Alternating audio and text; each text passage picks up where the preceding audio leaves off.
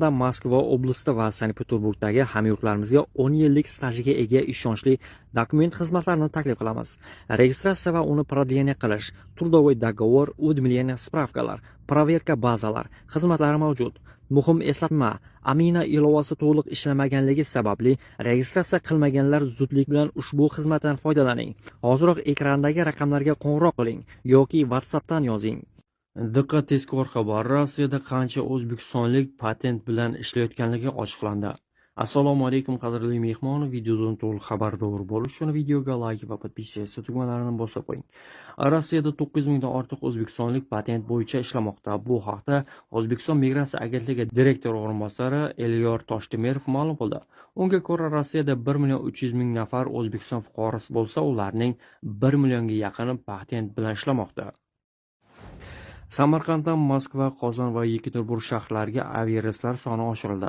Aviaqatnovlar viloyat aeroportining bahor-yoz jadvalga o'tish munosabati bilan ko'paytirildi, deb xabar berdi aeroport matbuot xizmati. Bunuku aeroportiga reyslar soni haftasiga 23 dan 34 tagacha, Sheremetyevoga 5 dan 7 tagacha, Domodedovoga 11 dan 12 tagacha, Zhukovskiy aeroportiga esa 4 dan 7 tagacha oshirildi. Shuningdek, Uralskiy avialiniya Yekaterinburgga haftasiga 4 marta, UzAirways esa Qozonga haftasiga 2 marta parvoz qiladi. Rossiyada afg'onistonlik migrantlarni jalb qilish mumkinligi muhokama qilinmoqda, biroq barcha siyosatchilar va bu tashabbusni qo'llab-quvvatlamaydi. Rossiya fraksiyasi rahbari Sergey Mironov past malakali ishchilar keladigan mamlakatlar ro'yxatini kengaytirish maqsadga muvofiq emasligini ta'kidlaydi. Uning ta'kidlashicha, mamlakat allaqachon yetarli migratsiya muammolariga duch kelmoqda. U Markaziy Osiyodan kelgan migrantlar hech bo'lmaganda rus tilini bilishi va Rossiya bilan tarixiy aloqalar bo'lganligini ta'kidladi. Biroq u Afg'oniston, Hindiston va Shri-Lanka kabi mamlakatlardan keladigan migrantlar boshqa dunyo ekanligini aytadi. Mironov avvalo maqsadli asosda ma'lum bir ish beruvchiga ma'lum bir ish uchun va cheklangan muddatga yollanadigan modelga o'tish zarurligi haqida fikr bildirgan. Afg'onistondan ishchilarni jalb qilish bo'yicha muzokaralar allaqachon boshlangan. 27-mart kuni Rossiya prezidentining Afg'oniston bo'yicha maxsus vakili Zamir Kabulov Rossiyada ishchi yetishmasligi sababli ikki tomon bu masala ekspertlari darajasida muhokama qilinayotganini e'lon qildi. Afg'onistonning Moskvadagi elchisi Gul Hasan ilgari ham shunga o'xshash ma'lumotlarni aytgan edi. Moskvada kuryerlar oyligi diplomli mutaxassislar daromadidan oshdi. Superjob ma'lumotlariga ko'ra, shaharda migrantlarning o'rtacha oyligi 137 ming rubl. Bu diplomli ishchilarning oyligiga qaraganda 12% ga, oliy ma'lumotsiz malakali mutaxassislarnikiga qaraganda 27% ga ko'p. Bir yil ichida kuryerlar oyligi 5% ga oshgan. 2025-yil yanvardan martgacha mavsumiy talab yuqori bo'lgani uchun yana 10% ga o'sgan. Telegram bloklansa, migrantlar qanday qilib aloqada qolishlari mumkin? Rossiya internet va xabar almashish ilovalari ustidan nazoratni kuchaytirishda davom etmoqda. WhatsApp va YouTube fevral oyining o'rtalarida butunlay bloklagan edi. Xabarlarga ko'ra, endi Telegram ham cheklovlarga duch kelishi mumkin. Agar Telegram bloklansa, Markaziy Osiyo mamlakatlaridan kelgan migrantlar oilalari bilan aloqa qilishda qiyinchiliklarga duch kelishi aniq. Biroq muloqot qilishning boshqa variantlari ham bor. Variantlardan biri VPNdan foydalanishdir. U sizga boshqa mamlakatlardagi serverlarga ulanish va bloklashni chetlab o'tish imkonini beradi. Biroq mutaxassislarning ta'kidlashicha, barqaror xabar almashish uchun ko'pincha pullik VPN xizmatlari talab qilinadi. Bepul versiyalarning aksariyati beqaror. Ularning uzilishi va qo'ng'iroqlar, ayniqsa video qo'ng'iroqlar uchun sifatni pasaytirishi mumkin.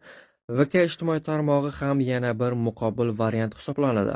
U Rossiyada bloklanmagan va VPNsiz xabar almashish, shuningdek ovozli va video qo'ng'iroqlarni amalga oshirishga imkon beradi. Ilova shuningdek musiqa, video va yangiliklar kabi qo'shimcha xizmatlarni taklif etadi. Biroq foydalanuvchilar ba'zan ulashish sifatida ta'sir qilish mumkin bo'lgan nosozlikka duch kelishadi.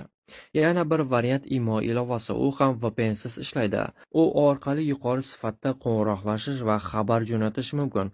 Biroq uning foydalanuvchilari mashhur xabar almashish ilovalariga qaraganda kamroq va ba'zan o'rnatishda qiyinchilikka duch kelishi mumkin. Rossiyaning Max messenjeri ham VPNni talab qilmaydi va xabar almashish, qo'ng'iroqlar va fayllarni uzatish mumkin. Ro'yxatdan o'tish ilgari faqat Rossiya va Belarus raqamlari uchun mavjud bo'lgan. 5-mart kuni xizmat boshqa mamlakatlardagi raqamlarni ham qo'llab-quvvatlay boshladi. Shunday qilib, potensial cheklovlarga qaramay, foydalanuvchilar hali ham muqobil aloqa usullariga ega. Biroq agar an'anaviy xabar almashish ilovalari bloklansa, faqat qo'shimcha xizmatlar bilan ko'magida ishlashi mumkin. Rossiya va O'zbekiston davlat ishchi guruhi yig'ilishida quyidagi asosiy masalalarni muhokama qildi. Har ikki davlat qonunlari doirasida chet el fuqarolarining huquqlarini himoya qilish, Rossiyada istiqomat qiluvchi fuqarolarning mehnat qonunchiligiga rioya qilishi, migratsiya jarayonlari sharoitida ekstremizm va terrorizmga qarshi kurashish chora-tadbirlari, shartnoma bazasini kengaytirish va migratsiya siyosatida ikki tomonlama hamkorlikni chuqurlashtirish, migratsiya jarayonlarining shaffofligini oshirish va mehnat migrantlari uchun sharoitlarni yaxshilash maqsadida axborot almashinuvi. Vladimir Putin 1 apreldan boshlab Rossiyada Yevroosiyo iqtisodiy ittifoqiga $100,000 ekvivalentidan ortiq naqd rubl olib chiqish taqiqlandi. Yevroosiyo iqtisodiy ittifoqiga Armaniston, Belarus, Qozog'iston, Qirg'iziston va Rossiya kiradi. O'zbekiston esa bu tashkilotga kuzatuvchi davlat. Shuningdek, prezident farmoniga ko'ra 2026-yil 1-maydan boshlab og'irligi 100 grammdan ortiq bo'lgan oltin quymalarni Rossiyadan olib chiqish ham taqiqlanadi. Moskva viloyatining Balashixha shahrida Ichki ishlar vazirligi tomonidan antikriminal operatsiyasi o'tkazildi.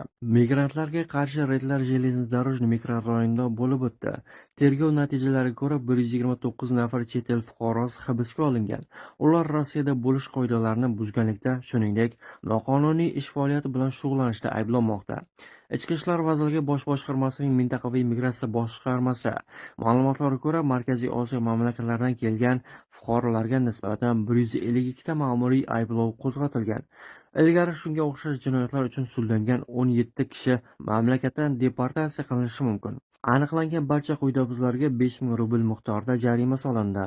Politsiya hozirda chet el fuqarolarini mehnatga jalb qilinganlarini ham aniqlamoqda.